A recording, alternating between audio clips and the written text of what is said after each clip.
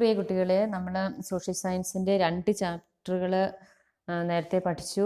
ഇനി നമ്മൾ പഠിക്കാൻ പോകുന്നത് in search of earth secrets. അപ്പോൾ നിങ്ങൾ നിങ്ങളുടെ പുസ്തകം എടുത്ത് വെക്കണം. പുസ്തകം എടുത്ത് വെച്ചിട്ട് പുസ്തകത്തിൽ ഈ ചാപ്റ്റർ എടുത്ത് ഞാൻ പറയുന്നതിനൊപ്പം തന്നെ നിങ്ങൾ ടെക്സ്റ്റിലൂടെ നോക്കണം. കാരണം നിങ്ങൾക്ക് എക്സാമിനൊക്കെ ടെക്സ്റ്റ് ഓറിയൻറ്റഡ് ആണ്. ടെക്സ്റ്റ് നന്നായിട്ട് വായിക്കണം സോഷ്യൽ സയൻസിന്. അപ്പോൾ നമുക്ക് നമ്മുടെ ക്ലാസ്സിലോട്ട് പോകാം. ആദ്യമായിട്ട് ടെക്സ്റ്റിൽ നമുക്കൊന്ന് ഒരു ഡയറി കുറിപ്പാണ്, ഒരു ജേർണലിസ്റ്റിൻ്റെ ഡയറി കുറിപ്പാണ് അവിടെ തന്നിരിക്കുന്നത്. അപ്പോൾ ഞാൻ ആദ്യമായി ഡയറി കുറിപ്പ് ഒന്ന് വായിച്ചിട്ട് നമുക്കത് മലയാളത്തിലും എക്സ്പ്ലെയിൻ ചെയ്യാം. Okay. Westonaria is a small town situated to the south west of Johannesburg in South Africa. The Penang gold mine is near to it. I have been in this town for the past 3 days, patiently awaiting the permission to visit the mine. At last, when I was about to fly back, giving up to the idea of preparing a feature on the mine, I received a phone call from the manager of the mines. He said, "Get a taxi and reach the mine immediately." I rushed to the wonder world at once. Imagine 10 Empire State Buildings, each 103 stories high, kept one over the other. That is the depth of the Penang gold mine. The security officer gave me the oxy box, a little saving instrument to protect me from the poisonous gases from the earth's interior, a helmet with a torch, and a protective coat to prevent the heat. He explained how to wear them. The downward journey was in an elevator car, a vehicle that can hold about 100 people. As we descended, the temperature increased and the ears clogged due to pressure variation. The only source of light was the one on the ceiling of the elevator. With 1,000 curious thoughts, I descended into the wonder world of mines. Okay. നമ്മളിവിടെ വായിച്ചത് ഒരു ജേർണലിസ്റ്റിൻ്റെ ഡയറിയാണ്. അദ്ദേഹം ഒരു ഖനിയിൽ മൈനിൽ പ്രവേശിച്ചപ്പോഴുണ്ടായ അനുഭവങ്ങളാണ്. അപ്പോൾ നമുക്ക് just ഒന്നുകൂടി അതിൻ്റെ മീനിങ് നോക്കാം. Westonaria is a small town situated to the south west of Johannesburg in South Africa. Westonaria എന്ന് പറഞ്ഞാൽ അതൊരു സ്മോൾ ടൗൺ ആണ്. അത് സൗത്ത് വെസ്റ്റ് ഓഫ് ജോഹന്നാസ്ബർഗിലാണ്, ഇൻ സൗത്ത് ആഫ്രിക്കയിലുള്ള ഒരു സ്മോൾ ടൗൺ ആണ് Westonaria. It is also the south west of Johannesburg. Next, the Penang gold mine is near to it. നമ്മളിവിടെ ജേർണലിസ്റ്റ് കാണാൻ പോകുന്ന ഗോൾഡ് മൈൻ, സ്വർണ്ണ ഖനിയാണ് പെനാങ് എന്ന് പറയുന്നത്. I have been in this town for the past 3 days, patiently awaiting the permission to visit the mine. ഇപ്പോൾ ഇവിടെ നമ്മൾ ഈ journalist I have been in this town for the past 3 days, കഴിഞ്ഞ 3 ദിവസങ്ങളായിട്ട് ക്ഷമയോടുകൂടി മൈൻ സന്ദർശിക്കാനുള്ള അനുവാദത്തിന് വേണ്ടി ഞാൻ കാത്തിരിക്കുകയായിരുന്നു. At last, when I was about to fly, giving back to the idea of preparing a feature on the mine. അപ്പം ഞാൻ ഈ മൈനിനെ കുറിച്ച് ഒരു ലേഖനം എഴുതാനായിട്ട് തയ്യാറാകുകയായിരുന്നു. അപ്പം അങ്ങനെ ഇരുന്ന സമയത്ത് I received a phone call from the manager of the mine. He said, "Get a taxi and reach the mine immediately." അവിടുത്തെ മാനേജർ എന്നെ വിളിക്കുകയും അദ്ദേഹം പെട്ടെന്ന് വരാൻ പറയുകയും ചെയ്യുന്നു. I rushed to the wonder world at once. Imagine 10 Empire State Buildings, each 103 stories high, kept one over the other. അപ്പം ഖനിയുടെ ഡെപ്തിനെ കുറിച്ച് പറയുകയാണെങ്കിൽ അദ്ദേഹം പറയുകയാണ് 10 എംപയർ സ്റ്റേറ്റ് ബിൽഡിങ്സ്, അതിന് 103 storeys high, kept one over the other. അപ്പം അങ്ങനെ അത്രയും ഡെപ്ത് ഉണ്ട് ഈ പെനാങ് ഗോൾഡ് മൈൻ എന്നാണ് ജേർണലിസ്റ്റ് പറയുന്നത്. The security officer gave me the oxy box, a life saving instrument to protect me from the poisonous gases from the earth's interior. നമുക്കറിയാം നമ്മൾ മൈനുകളിലൊക്കെ പ്രവേശിക്കണമെങ്കിൽ നമുക്ക് സാധാരണ പുറത്ത് നടക്കുന്ന പോലെ അതിലോട്ട് എൻട്രി ചെയ്യാൻ സാധിക്കത്തില്ല. അതിന് കുറച്ച് മുൻകരുതലുകളൊക്കെ എടുക്കണം. അപ്പം അങ്ങനെ security officer gave me the oxy box, a life saving instrument to protect me from the poisonous gas. ഒരു ഇൻസ്ട്രുമെൻ്റ് എനിക്ക് തന്നു. അത് എന്താ മൈനിൽ നിന്നും പുറത്തോട്ട് വരുന്ന പോയിസണസ് ഗ്യാസിൽ നിന്ന് തന്നെ രക്ഷപ്പെടുത്താനായിട്ട്. A helmet with a torch and a protective coat to prevent the heat. ഒരു ഹെൽമെറ്റ്, ടോർച്ചുള്ള ഹെൽമെറ്റ്, അതുപോലെ protective coat to prevent the heat. അപ്പം നമ്മുടെ മൈനുകളിലൊക്കെ ഹൈ ടെമ്പറേച്ചർ ആയിരിക്കും. അപ്പോൾ ആ ടെമ്പറേച്ചറിന് ചൂടായിരിക്കും. അതിൽ നിന്ന് പ്രൊട്ടക്റ്റ് ചെയ്യാനായിട്ടുള്ളൊരു preventive coat. He explain how to wear them. അപ്പോൾ സെക്യൂരിറ്റി ഓഫീസർ ജേർണലിസ്റ്റിന് അത് എങ്ങനെയാണ് ധരിക്കേണ്ടതെന്ന് കൂടി പറഞ്ഞു കൊടുത്തു. The downward journey was in an elevator car, a vehicle that can be hold about 100 people. ഇപ്പം നമ്മൾ ആ മൈൻ്റെ അകത്തോട്ട് എൻട്രി ചെയ്തപ്പോൾ അതിൻ്റെ ഇലവേറ്റർ കാറിലായിരുന്നു ജേർണി. അതൊരു വെഹിക്കിളായിരുന്നു. ഒരു 100 പീപ്പിളിൽ അതിൻ്റെ അത്രയും ആളുകൾക്ക്, 100 പേർക്ക് യാത്ര ചെയ്യാൻ സാധിക്കുന്ന ഒരു കാറായിരുന്നു, elevator car. As we descended the temperature increase and ears clock due to pressure variation. അപ്പോൾ അത് ആ മൈനിലോട്ട് ഇറങ്ങി ചെന്നപ്പോൾ ടെമ്പറേച്ചർ ഇൻക്രീസ് ചെയ്തു. അതുപോലെ ears clogged due to pressure variation. അവിടെ പ്രഷർ ഡിഫറൻസ് വന്നപ്പോൾ ചെവിയൊക്കെ അടഞ്ഞുപോയി. The only source of light was the one in the ceiling of the elevator.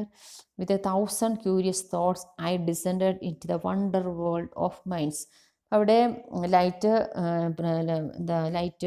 വെളിച്ചം കുറവായിരുന്നു. The only source was one on the ceiling of the elevator. ആ ഇലിവേറ്ററിലുണ്ടായിരുന്ന സീലിങ്ങിലുള്ള ഒരു light മാത്രമേ ഉണ്ടായിരുന്നുള്ളൂ. അങ്ങനെ ഒരു ക്യൂരിയസ് തോട്ട്സോട് കൂടി, ജിജ്ഞാസയോട് കൂടി ഞാൻ മൈൻഡിലോട്ട് എൻറ്റർ ചെയ്തു. അപ്പോൾ ഇത് നിങ്ങൾ ഒരു ജേർണലിസ്റ്റിൻ്റെ ഡയറി കുറിപ്പാണ് നമ്മൾ വായിച്ചത്. നമുക്ക് അടുത്ത് എന്താണെന്ന് നോക്കാം. You have seen the changes that occur while journeying from the surface to the interior of the earth. അപ്പം ഡയറി കുറിപ്പിൽ തന്നെ നമുക്ക് കാണാം, എർത്തിൽ നിന്നും മൈൻഡ് ഇൻറ്റീരിയറിലോട്ട് പോയപ്പോഴത്തേക്കും ടെമ്പറേച്ചർ ഇൻക്രീസ് ചെയ്തു. അതുപോലെ ചെവിയൊക്കെ അടഞ്ഞ ഒരു പ്രത്യേക ഫീലിങ്സ് ആണെന്ന് അദ്ദേഹം എക്സ്പ്ലെയിൻ ചെയ്യുന്നുണ്ട്. Then the Earth's interior is full of wonders, but there are many limitations in collecting information about the mysteries of the Earth's interior directly. What are they? നമ്മൾ എർത്തിൻ്റെ interior അല്ലെങ്കിൽ ഇൻസൈഡ് എന്ന് പറഞ്ഞാൽ full of wonders, നമുക്ക് ഒത്തിരി അത്ഭുതങ്ങളുണ്ട്. But there are many limitations to collecting information about the mysteries of the Earth's interior directly. പക്ഷെ നമുക്ക് we have many limitations. നമുക്ക് പല ലിമിറ്റേഷൻസും ഉണ്ട്, പല പരിമിതികളുമുണ്ട് നമുക്ക് അതിൻ്റെ ഇൻഫർമേഷൻസ് കളക്ട് ചെയ്യാനായിട്ട്.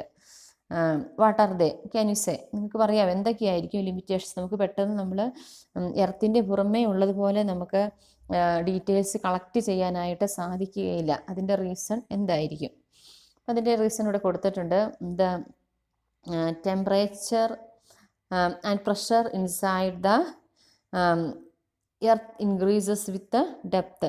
The temperature and pressure inside the earth increases with depth. എർത്തിൻ്റെ ടെമ്പറേച്ചറും പ്രഷറും ഡെപ്ത് അല്ലെങ്കിൽ ആഴം കൂടുന്നതനുസരിച്ച് ഇൻക്രീസ് ചെയ്യുന്നു. The variations in pressure is due to the weight exerted by the overlying layers. അപ്പോൾ ആ ടെമ്പറേച്ചറിൻ്റെയും പ്രഷറിൻ്റെയും വേരിയേഷൻസ്, ഇപ്പം നമ്മളിവിടെ നമ്മുടെ മുകളിൽ എർത്തിലുള്ള ഒരു ടെമ്പറേച്ചറോ പ്രഷറോ അല്ല ഡെപ്തിലുള്ളത്. അപ്പോൾ അതിൻ്റെ റീസൺ എന്താണ്? Due to the weight exerted by the overlying layers. ആ എർത്തിൻ്റെ മുകളിൽ കാണുന്ന ലെയേഴ്സ് എക്സേർട്ട് ചെയ്യുന്ന weight, weight exerted by the overlying layers, അതിന് മുകളിൽ കാണപ്പെടുന്ന ലെയേഴ്സിൻ്റെ വെയ്റ്റ് കൊണ്ട് ഉണ്ടാകുന്ന പ്രഷർ വേരിയേഷൻസ് ആണ് എർത്തിൻ്റെ പ്രഷറും അല്ലെങ്കിൽ എർത്തിൻ്റെ ഡെപ്തിലോട്ട്, ആഴങ്ങളിലോട്ട് പോകുമ്പോഴത്തേക്കും ടെമ്പറേച്ചറും പ്രഷറും ഇൻക്രീസ് ചെയ്യാനുള്ള ഒരു റീസൺ എന്ന് പറയുന്നത്. Okay, then next, the temperature at the center of the earth is about 5,000 degrees Celsius. ഇപ്പം നിങ്ങൾ ചിന്തിക്കുകയാണെങ്കിൽ എർത്തിൻ്റെ സെൻറ്ററിലെ എത്രമാത്രം ടെമ്പറേച്ചർ നോക്കി 5000 ഡിഗ്രി സെൽഷ്യസ് 5000 ഡിഗ്രി സെൽഷ്യസ് ആണ് എർത്തിൻ്റെ ടെമ്പറേച്ചർ. അപ്പോൾ അതിൽ നമ്മൾ ഓർമ്മിക്കേണ്ട ഒരു കാര്യം, remember that even iron melts at 1538 degree Celsius. അപ്പോൾ നമ്മൾ ഇരുമ്പ് മെൽറ്റ് ചെയ്യാനായിട്ട്, ഇരുമ്പ് ഉരുകാനായിട്ടുള്ള ആ ഒരു എന്താ ഡിഗ്രി ടെമ്പറേച്ചർ എന്ന് പറയുന്നത് 1538 ഡിഗ്രി സെൽഷ്യസ് ആണ്. അപ്പോൾ അതിൽ നിന്നും എത്രയോ കൂടുതലാണ്. നിങ്ങൾ ചിന്തിച്ച് നോക്കിക്കേ, 5000 ഡിഗ്രി സെൽഷ്യസ് എന്ന് പറഞ്ഞാൽ അപ്പോൾ എർത്തിൻ്റെ ടെമ്പറേച്ചർ ഏറ്റവും ഇൻ്റർണൽ ടെമ്പറേച്ചർ എന്ന് പറഞ്ഞത് 5000 ഡിഗ്രി സെൽഷ്യസ് ആണ്. Let us see the different source from which we get information on the interior. നമ്മൾ ആദ്യമേ പറഞ്ഞു എർത്തിൻ്റെ ഇൻറ്റീരിയറിനെ കുറിച്ച് ഡീറ്റെയിൽസ് നമുക്ക് കിട്ടണമെങ്കിൽ ബുദ്ധിമുട്ടാണ്. അപ്പോൾ നമുക്ക് അതിൻ്റെ ഡിഫറെൻറ്റ് സോഴ്സസുകളുണ്ട്. അപ്പോൾ ഏതൊക്കെയാണ് സോഴ്സുകളെന്ന് നമുക്ക് നോക്കാം. ഏതൊക്കെയായിരിക്കും നിങ്ങൾക്ക് പറയാമോ? എവിടെ നിന്നൊക്കെ ആയിരിക്കും നമുക്ക് എർത്തിൻ്റെ ഇൻറ്റീരിയൻസിനെ കുറിച്ചുള്ള കാര്യങ്ങൾ കിട്ടുന്നതെന്ന്? അപ്പോൾ ഇവിടെ നമ്മൾ നിങ്ങളുടെ ടെക്സ്റ്റിൽ കൊടുത്തിട്ടുണ്ട്, from the materials reaching the earth's surface through volcanic eruptions. From the materials reaching the earth surface through volcanic eruptions. എന്താണ് വോൾക്കാനിക് ഇറപ്ഷൻസ് എന്ന് പറഞ്ഞാൽ? നമുക്ക് അഗ്നിപർവ്വതങ്ങളൊക്കെ പൊട്ടുന്ന ഒരു പ്രോസസ്സാണ്. അപ്പം അങ്ങനെയുള്ള ഭൂമിയുടെ അടിയിൽ നിന്നും ഉള്ള മെറ്റീരിയൽസ്, അഗ്നിപർവ്വതങ്ങളൊക്കെ വോൾക്കാനിക് ഇറപ്ഷൻസ് ഉണ്ടാകുമ്പോൾ എന്താ സംഭവിക്കുന്നത്? പുറത്തോട്ട് ഒഴുകി വരും.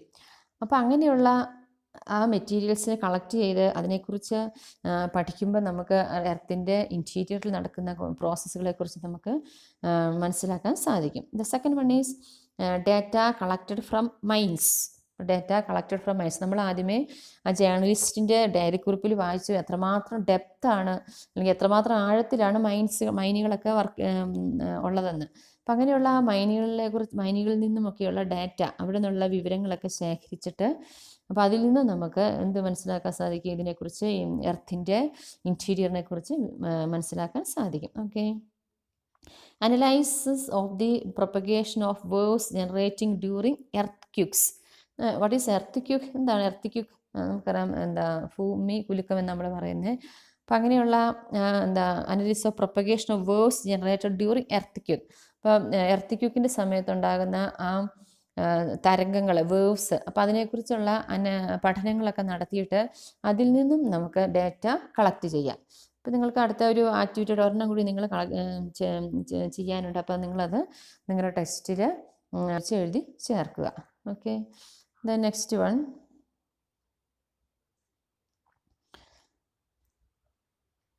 based on the analysis of waves generated during earthquakes, the earth has been divided into different layers. Based on the analysis of the waves generated during earthquakes. Analysis of the waves generated during earthquakes. എർത്തിക്യൂക്സിൽ ഉണ്ടാകുന്ന waves analysis ചെയ്തിട്ട് നമ്മൾ എർത്തിനെ divide into different layers. നമ്മൾ പറഞ്ഞു എർത്തിക്യൂക്സിൽ waves ഉണ്ടാകുന്നുണ്ട്, അതിനെക്കുറിച്ച് പഠനങ്ങൾ നടത്തിയിട്ട് the earth has been divided into different layers. അപ്പം അങ്ങനെ പല ലെയറുകളായിട്ട് എർത്തിനെ ഡിവൈഡ് ചെയ്തിട്ടുണ്ട്.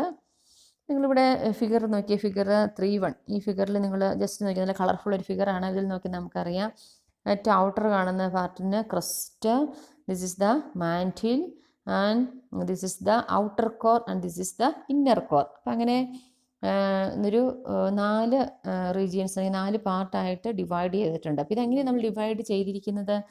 Based on the analysis of the waves generated during earthquakes. എർത്ത്ക്യൂക്സിലുണ്ടാകുന്ന വേവ്സിനെ കുറിച്ച് പഠനങ്ങൾ നടത്തിയിട്ട് അതനുസരിച്ചാണ് നമ്മൾ ഡിവൈഡ് ചെയ്തിരിക്കുന്നത്. എങ്ങനെയൊക്കെയാണ് ഡിവൈഡ് ചെയ്തിരിക്കുന്നത്? ഏതൊക്കെയാണ് ലേയേഴ്സ്? പേര് പറഞ്ഞ് ഏതൊക്കെയാണ് ലേയേഴ്സ്? ഒന്നാമത്തത് ക്രസ്റ്റ്, രണ്ടാമത്തത് mantle, third one outer core and inner core. നിങ്ങൾ ലാസ്റ്റ് രണ്ടെണ്ണം നിങ്ങൾക്ക് ഈസി ആയിട്ട് ഓർമ്മിക്കുക. Outer core and inner core. ഏറ്റവും സെൻറ്ററിൽ ഇന്നർ കോറ്, അതിൻ്റെ തൊട്ട് പുറമേ outer core, then mantle, crest. അല്ലെങ്കിൽ നമ്മൾ പുറമേ നിന്ന് അകത്തോട്ട് പറയുകയാണെങ്കിൽ crest, mantle, outer core, inner core. നിങ്ങളവിടെ നിങ്ങളുടെ ടെക്സ്റ്റിൽ observe the given figure and identify these layers അങ്ങനെ ഒരു ആക്ടിവിറ്റി തന്നിട്ടുണ്ട്. അപ്പോൾ നിങ്ങൾ ജസ്റ്റ് ഐഡൻറ്റിഫൈ ചെയ്ത് ഇങ്ങോട്ട് എഴുതിയാൽ മതി. ഒന്നാമത്തത് ഏതാണ്? Crest. Second one mantle. Third one outer core. Third one outer core and the last one is the inner core.